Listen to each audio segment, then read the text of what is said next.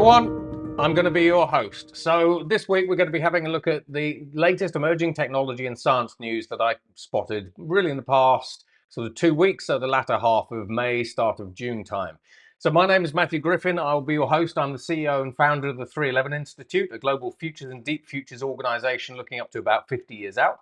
I track over 600 emerging technologies, hundreds of megatrends, and ultimately what I'm trying to do is I try to bring all these things together to help you understand, why should we care? What is the impact on whatever the thing is that we care about, both at a country level, a government level, a company and industry level, but also more at a personal level as well. That's it. Because as individuals, realistically, if you want to understand what the future looks like, genuinely, the vast majority of companies that do that will charge you $15,000 for a sort of 2 to 3 day retreat in California. That's it. So I try to do all of this for free. That's it. And I'm going to do the sales bit at the end of the video. So if you want free books, free merch, all kinds of bits and bobs, then I say fast forward. That's it. But, hopefully you'll stick through this.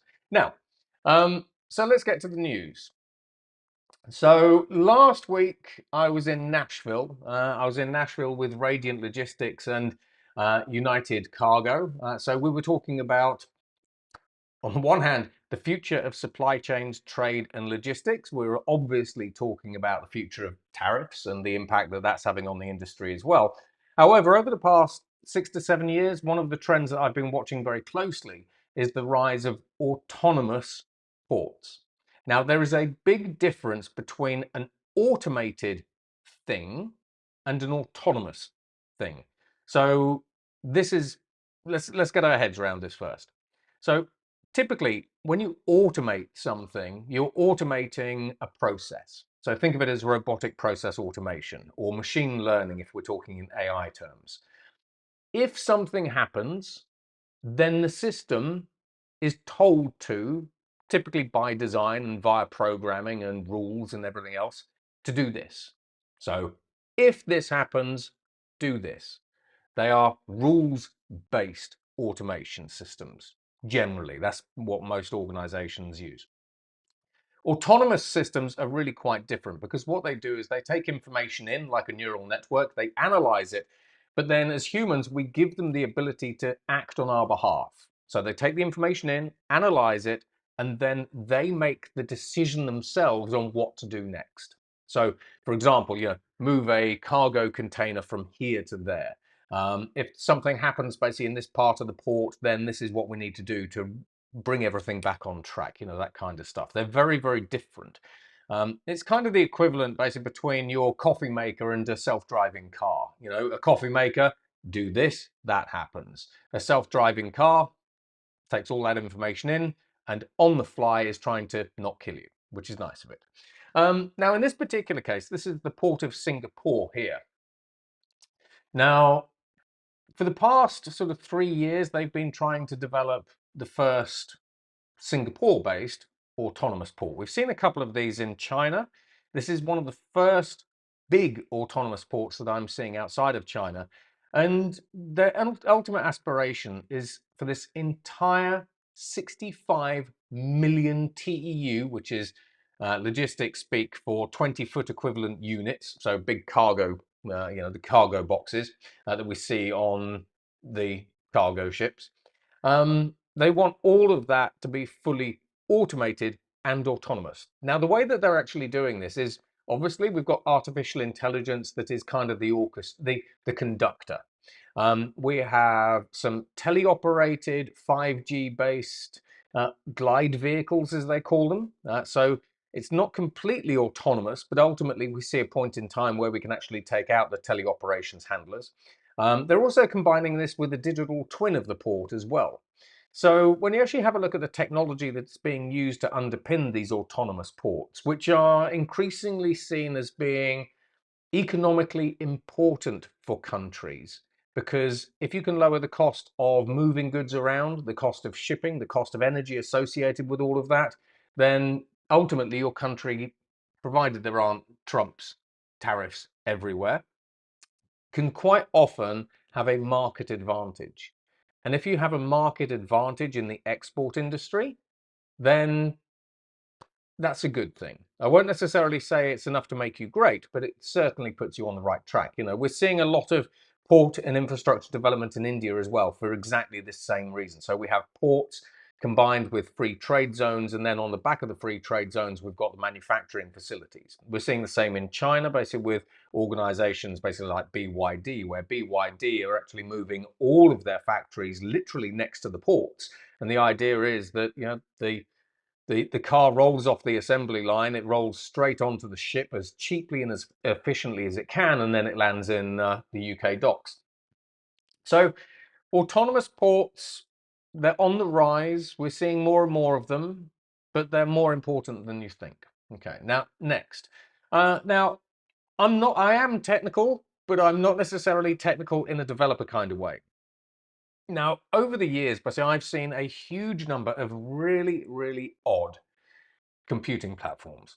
So walking you through some of those, when we have a look at the next generation computing platforms, we've obviously got quantum computing. So those quantum computers are billions of times faster than the world's largest supercomputers. We've got neuromorphic computers, which are a new kind of artificial intelligence-based systems which operate in a very similar way to the human brain. But in common with the human brain, they don't use very much energy. That's it. So neuromorphic computers are sort of quite special. But on the back of that, we've got ionic, which is a form of liquid computer, courtesy of Harvard, with liquid artificial intelligences, which you can read about in. I'll hold this up, but you can download this later from the 311 Institute website. It's got all the computing platforms in there. We've got chemical computing, biological computing, polymer-based computing, where ultimately, if we have polymer-based computing, we should be able to pack a Google-sized hyperscale data center into the size of your office desk. We've got metacomputing. So metacomputing is essentially where we've been building computing platforms within game engines like Minecraft. That's it. And then running artificial intelligences on those. I call them metacomputers because they don't have a name. So quite a lot of the technologies that I see don't have a name. And this is one of them. So we've also got substrate computing. So we've got fungi basically that do computing, bacterial computing. We can even turn human into supercomputers. But in this particular case, a developer managed to use Linux, and they ran a DLL program, a macro program, basically within an Excel spreadsheet that loaded a special program. So the details are actually all in here. And that special program essentially ran an emulation device which allowed them to run a Linux-based computer in an Excel spreadsheet. Okay, now on the one hand, it was highly buggy. People sort of go, well, why would you want to do that, etc., etc. But on the one hand, we don't really know what the use case of that might be. As with quite a lot of emerging technologies, we see a new technology being developed and people say, it can be used for this. And everyone goes, nah. We generally figure out the use cases for the vast majority of emerging technologies once we've developed the technologies. It's kind of like back to front. It's like, what's the question? This is the problem. Now, however, if you can run a computing platform in a Linux spreadsheet or in a Excel spreadsheet, then it seems to me that from a cybersecurity perspective, someone could do something with that. So I focus a lot on cybersecurity and the downsides of technology, and I'm fairly sure that this could be weaponized in an interesting way. In fact, I think the weaponizability of it is probably more of a use case than anything else we might want to do with it. Next. So obviously we've moved through the different phases of artificial intelligence. So we've moved from artificial narrow intelligence to generative artificial intelligence, which I was talking about 10 years ago, to agentic artificial intelligence, which I was also talking about 10 years ago, but we kind of called them personal digital assistants back then. Again, a sort of a technology that was called a different thing that is now called another thing. But in this particular case, there are quite a number of identity companies like 1Password, like Okta, and so on and so forth. But I see that think artificial intelligence agents need their own specific identification, just in the way that human employees have an ID. Now, I actually think this is a very good idea, and there's a couple of reasons for that. So, for those of you not particularly aware of what agentic AI is, when you're using an artificial intelligence today, typically, say like ChatGPT, you talk to ChatGPT, ChatGPT understands what you want it to do, and then it comes back with a response. There's a lot of different things that it does in the background. It's called the Master of Experts model, which I won't get into, but I have talked about before. But you can kind of think of it as ChatGPT hears you, understands you, kicks back the information that you want. Now, AI agents are a little bit different. You can think of them as the AI equivalent of the gig economy. Now, this is where I still talk to a master artificial intelligence like Claude 4 from Anthropic or ChatGPT or Gemini. But that top level model now passes that information through to lots of smaller AI bots. And these small AI bots then work collaboratively one another to do whatever it is you've asked them to do. It's a little bit like asking a lot of people to write you a software application. People get together, they come to, they get together, work together, and then eventually say, here's the finished product. Now, this is something called an agentic workflow. And agentic workflows are prone to attacks. You can use data poisoning to compromise them. You can simply hack them. You can change their behaviors. So if you think about the CrowdStrike sort of snafu that we saw a little while ago that I talked about, if you compromise one AI agent, then you set a chain of events in motion which could collapse everything. So ultimately, we want to know, what are these agents? Who owns them? Yeah. Are they valid? Are they authenticated? We want to know lots of details. Are they secure? All sorts of bits and bobs. So there's a growing consensus that unless we give AI agents some form of identity, let alone have a way to manage them, which again I've talked about before, that rogue AI agents could get into the workflows, and/or these AI agents could go rogue and then start pulling down systems and taking stuff offline and all kinds of different things. So I think giving AI agents their own unique ID, especially as we start seeing agents being managed by human HR teams as well as by other AIs, as the CEO of Salesforce recently said, so Mark Benioff recently said that AI agents could present every company with the opportunity to create the limitless digital workforce. It's crucially important that we have a way to make sure that they are trusted.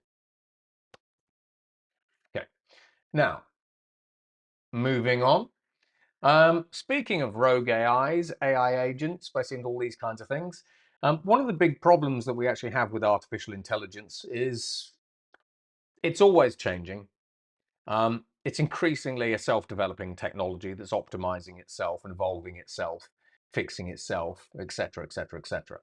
Now, over the past sort of 3 years, more, but 3 years, we've seen trillions, literally trillions of dollars worth of development money going in to develop these largest AI models. When we actually have a look at the amount of research involved in trying to contain or kill these AI models, as and when and if they go wrong, I can count the number of pieces of research I've seen on this hand. 6. That's 5. In fact, it's not even 5. It's about 3. So increasingly, on the one hand, we, as a society, we are dependent more and more on sophisticated AI to run everything for us, from our electricity grids to fight our wars, to providing us with mortgage advice and so on and so forth. But trying to get those AIs to explain their decisions, that's really difficult. We've seen quite a lot of artificial intelligences recently that have made up their own languages. They've started talking to each other basically in a protocol called GG-Wave. They've then encrypted their conversations. They've colluded. They've done all sorts of different things. So as these AIs become more involved in our society, we do need a way to figure out what happens when they go wrong. So in this particular case, what a set of researchers have actually done is actually sort of quite interesting, because in this particular case, Georgia Institute of Technology have decided that ordinarily, if you wanted to do a forensic analysis of anything, you would try to take a snapshot of what happened at that particular instance, and then you'd partition that off, and then you'd do your forensic analysis there. However, because AIs now have the ability to evolve themselves, especially when it comes to their decision-making capability, you might find that, for example, an artificial intelligence that was driving a car has had a crash. You try to forensically examine its mind to understand what happened, but because it's changed its decision-making system since the crash, it complicates the process of forensics exponentially. So what they actually do is, in this particular case, the Georgia guys actually take a snapshot of the data that the AI used to make the decision at the moment that something wrong happened, and then they do forensic analysis on that.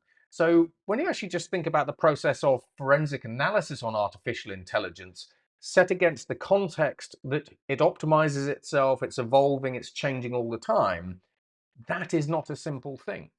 And yet this is the first piece of research that I've seen that tries to take a really good stab at developing a forensic tool that they call AI psychiatry, and they've open sourced it as well, so you can look at it, that tries to tackle the problem. So good luck to them. And frankly, hopefully they can build a company out of this and make some money, because they're pretty much the only guys on the planet who are genuinely trying to solve how do you figure out what happened when an AI went wrong, and then we need someone to figure out how to kill it. And in fact, actually, some of the CEOs I mentioned earlier, so the CEO I think of Okta has actually also said, we need a kill switch for AI. Now, the Californian legislature did try to pass a bill about 6 months ago, to force companies to implement a kill switch within their artificial intelligences just in case they went rogue, and it got shot down.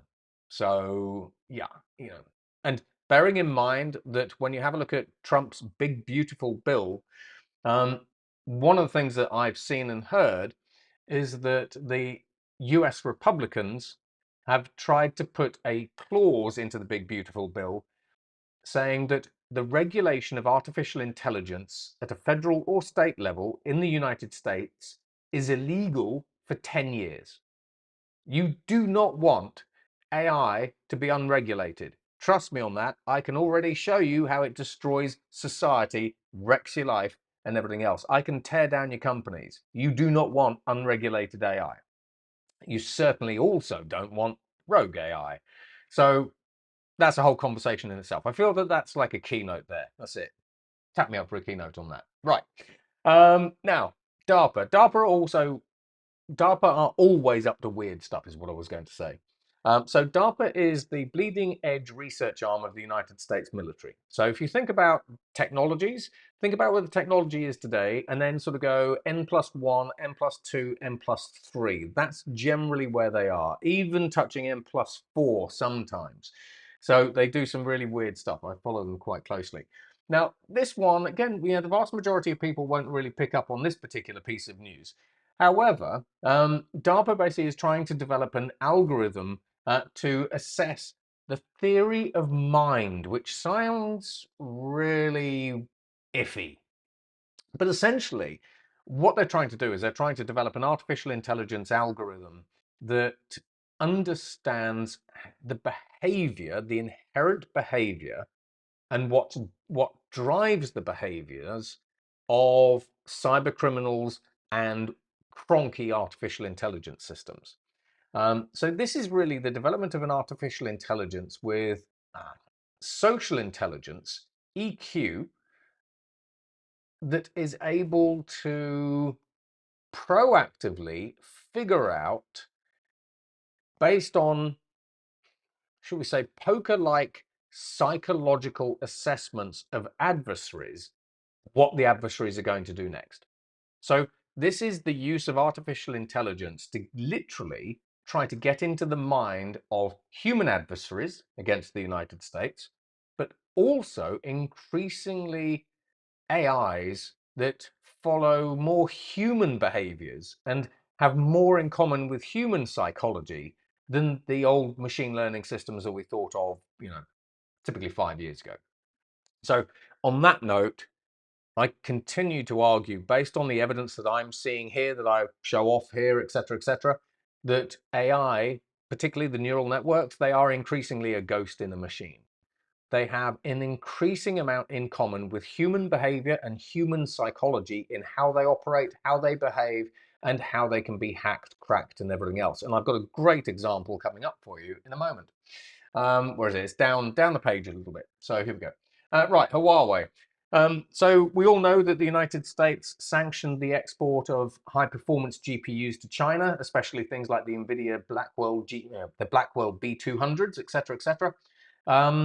This literally forced China and Chinese companies to develop their own Nvidia equivalents. Now, one of the companies that I've actually been working for a very long time is Huawei. Huawei are a little bit like DARPA, but whereas DARPA has a $1 billion budget, Huawei have a $15 billion research and development budget. They have 45,000 people in their R&D teams. They have a division called 2012, which is modeled on the movie 2012, because the CEO at the time said he didn't want Huawei to be disrupted like New York was disrupted by the giant tidal wave.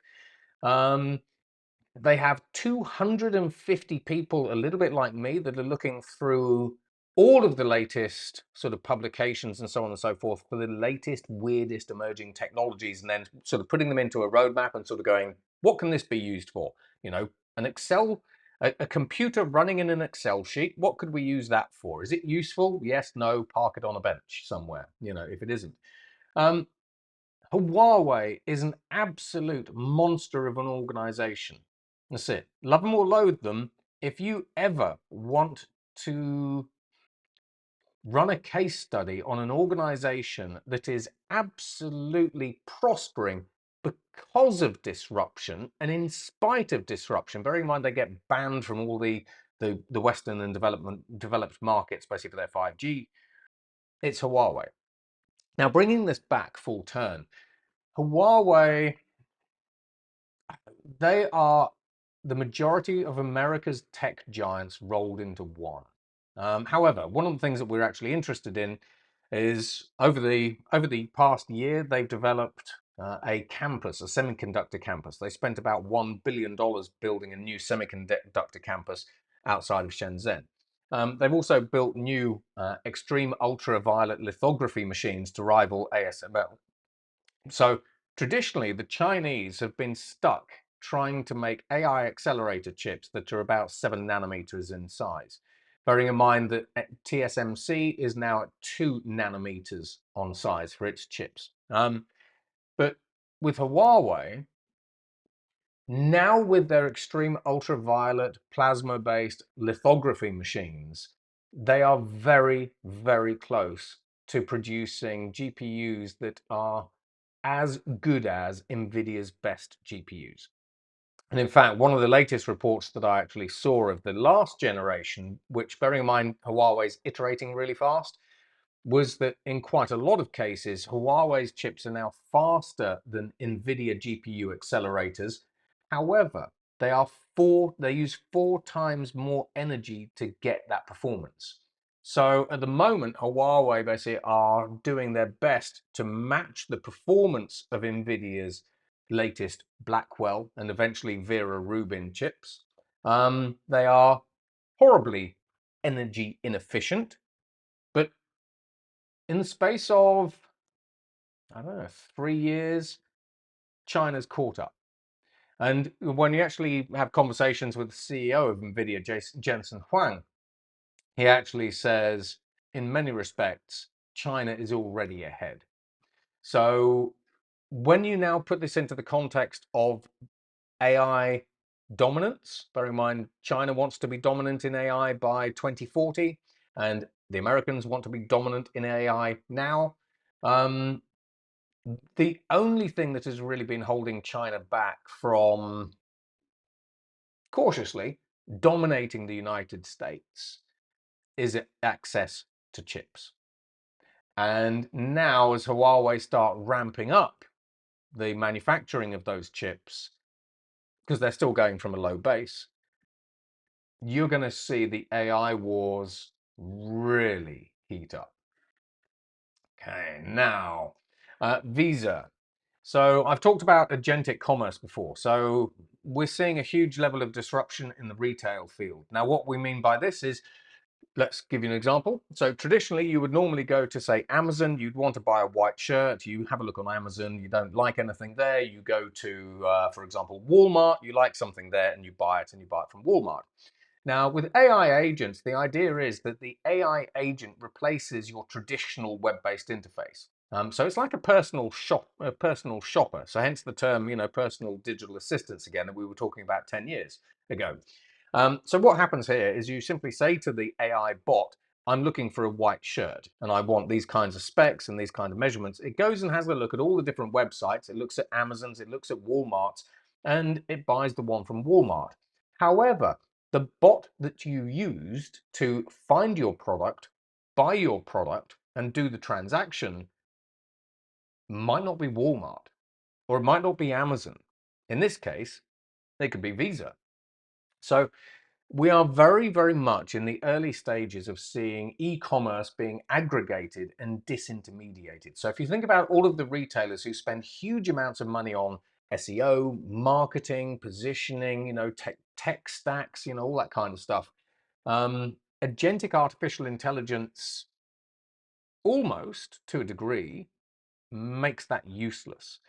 When we have a look at marketing in the future, increasingly the marketing dollars might very well flow to companies like Visa. So, if we take, say, Walmart as an example, Walmart might actually pay Visa to be recommended and put into the results for a white shirt that you'd eventually then say, I'll have that one. So the marketing money and the ad spend starts moving away, maybe from Google or wherever it happens to be, the social networks, etc., to companies like Visa, Shopify, Amazon. There's lots of companies now doing agentic commerce.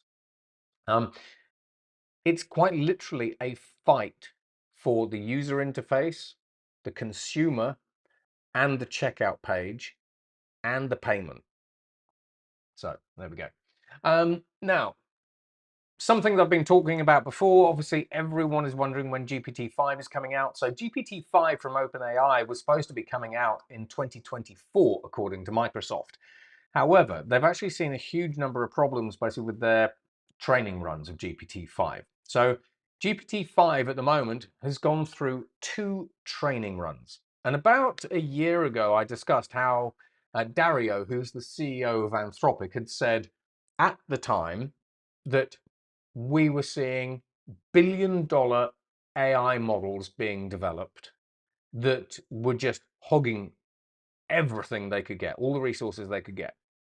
So to put this into context, it cost about $200 million allegedly to train ChatGPT 4.0. Every training run, apparently, that OpenAI is having to do for GPT-5 is costing $500 million, and it's taking between 4 to 6 months, hence it being late. And they've run 2 training runs so far. So the cost of training GPT-5, which is not near release yet, etc., is already $1 billion in compute time. That's let alone the amount of GPUs that you've actually had to buy and so on and so forth. Bearing in mind that from an AI training, an AI data center, and AI factory perspective, we've already seen quite a lot of AI factories being developed that have anywhere between 100,000 and 300,000 of the latest GPUs from Nvidia.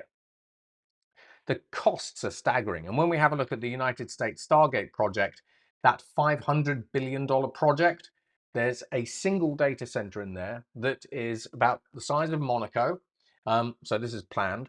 And it's going to consume 10 gigawatts of electricity.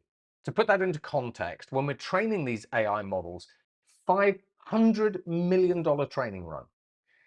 New data centers will take 10 nuclear power stations to power them. It's insane. So, anyway, next basically we've got this, Google AlphaEvolve. Now, I first talked about a Google algorithm that was evolving itself. And quite literally, this algorithm is designed to evolve its capabilities and its code in a very similar way to the way that animals evolve through DNA. So if you want to see that, you can click, here we go. So I first wrote about Google's evolving artificial intelligence in 2016.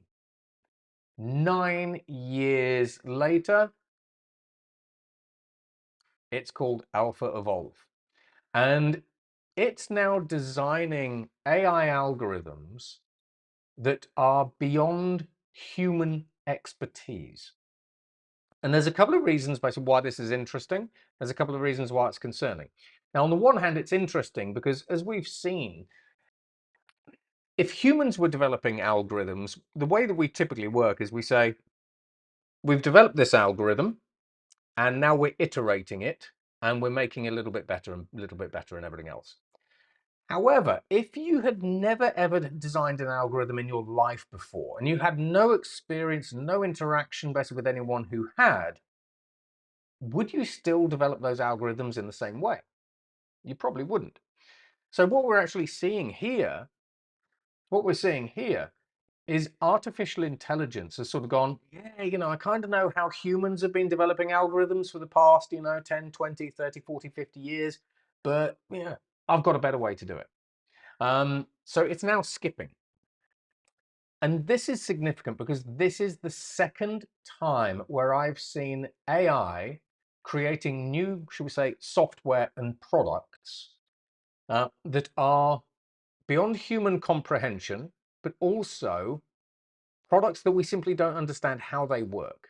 So another example of this, which again is in the article, is about 6 months ago, I came across a new computer chip. It was being written about by the IEEE consortium. And what they'd done is they'd asked an AI, a convoluted neural network, to design a computer chip. So the AI designed what is generally regarded as one of the fastest computer chips on the planet. But no one understood how the AI had designed it, how it worked or operated. It was beyond human comprehension. It's a really weird one. Go and check that out. So, if artificial intelligence is sucking in all of this information and we're asking it to create something or giving it the autonomy to design or create something by itself, which is even scarier, what happens when AI starts developing products, developing software, etc., that works, it's really good, but as humans, we have no idea why it works or how it works. Can you imagine not understanding how all of these algorithms that are increasingly running our lives work? And not even knowing where to start to try to unravel them. And then even if you manage to unravel them, they're actually evolving at light speed. These are some of the issues that when we have a look at the future of work, for example, I was in Amsterdam last week as well, talking about the future of software.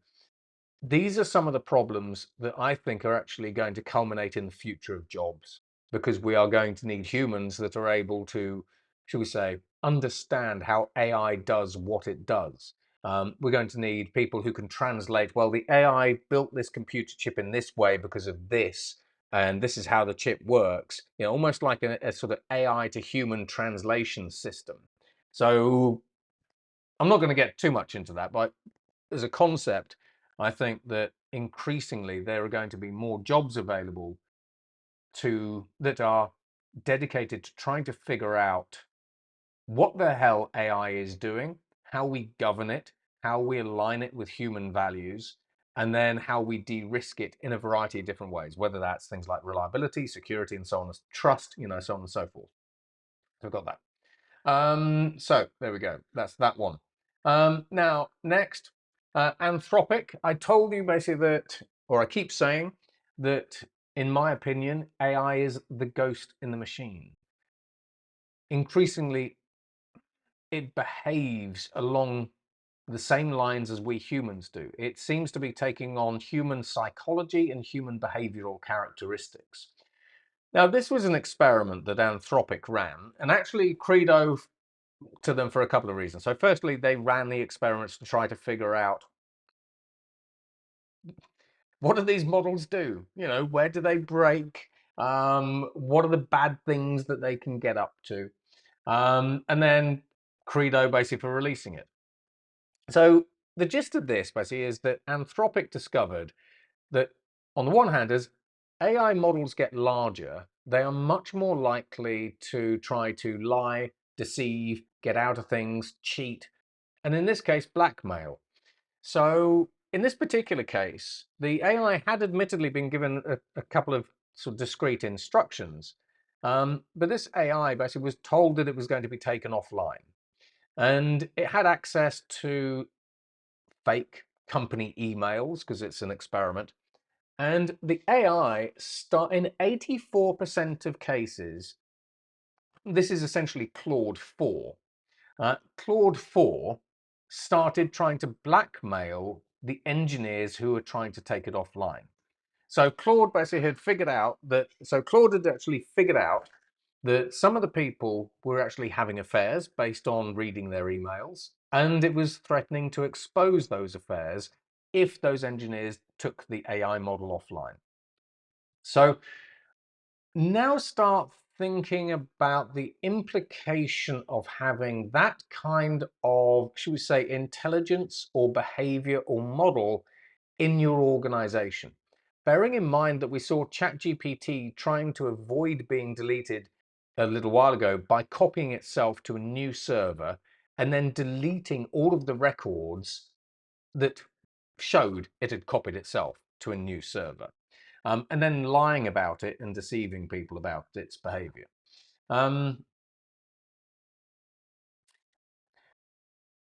These AIs are behaving oddly, which is why people are increasingly saying we are no longer inventing AI, we are discovering what it does. So there's that.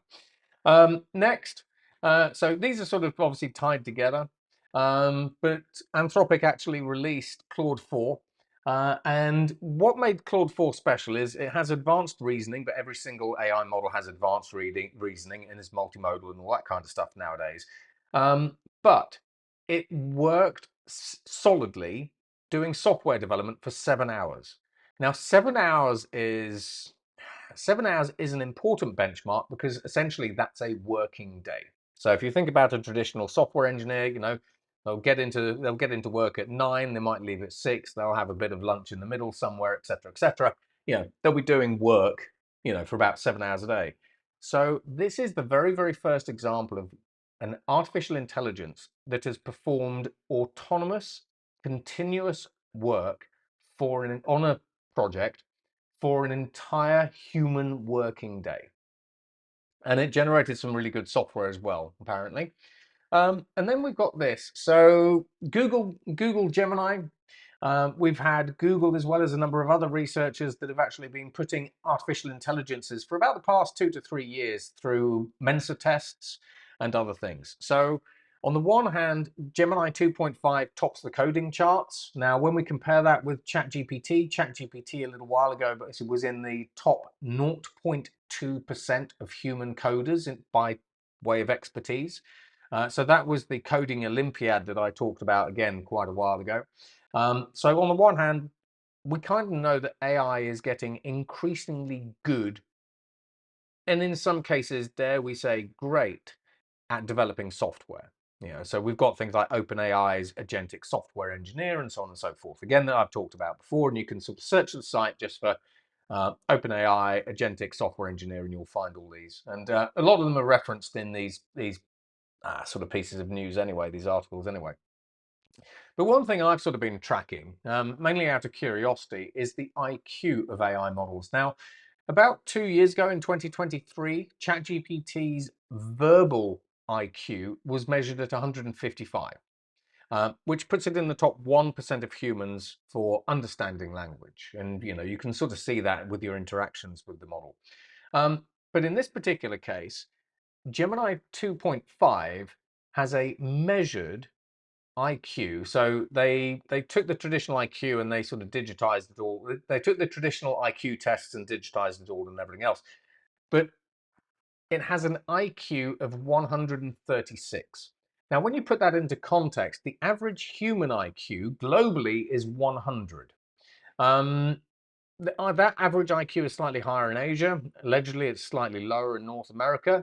I'm not saying anything, but that is literally what the MENSA tests say. That's it. But, either way, the average global IQ is around 100.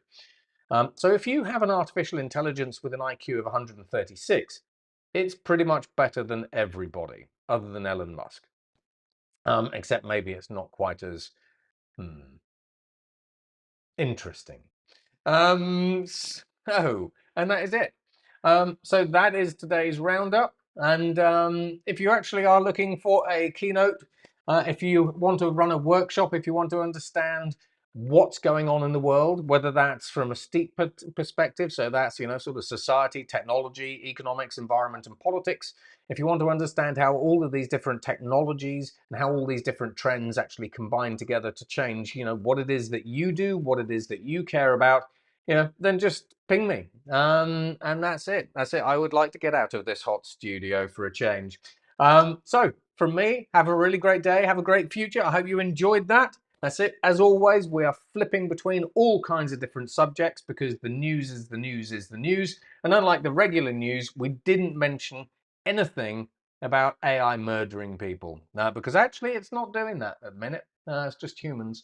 So this hopefully was a sort of more interesting and intriguing trip into the future. And as I said earlier, if you want to download books, so this is the Emerging Technology Codex. As you can see, there are about 350 emerging technologies in here. It's so big, it's literally falling apart. This is a bit ancient now, this particular one. So I'm going to have to get that reprinted. I've started producing mini books because the mini books basically are the sort of same size, but they're smaller. They're less. I mean, you could knock someone out with these. This is a 450-page book. It's a trends book. So, for example, if you want to understand all the latest individual trends, what they are, why they matter, what the impact is, lots of examples and what you can do about them, or how you lean into or how you lean out of them, then download that. And of course, basically, if you're a startup, if you're an organization wanting to kind of do what Huawei does, wildly succeed while the rest of the world goes against you, tries to disrupt you, then we've got this book here. It's used by Samsung. It's actually also used by Huawei. It is the complete A to Z of how to take really a blank sheet of paper and take that all the way through to problems to solve, products to build, go to markets, building out your teams, changing company culture, all that kind of stuff, to launch a fully scaled business. Because when we actually have a look at the future, increasingly AI is now starting to get to the point where it's developing its own businesses. That's it. So, we talk about human entrepreneurship, but increasingly we're going to be talking about, hey, do you remember that company that AI started, scaled, operated, and was really good at? Everything is changing. And anyway, I'm now talking gibberish. So I'm going. Take care. Goodbye.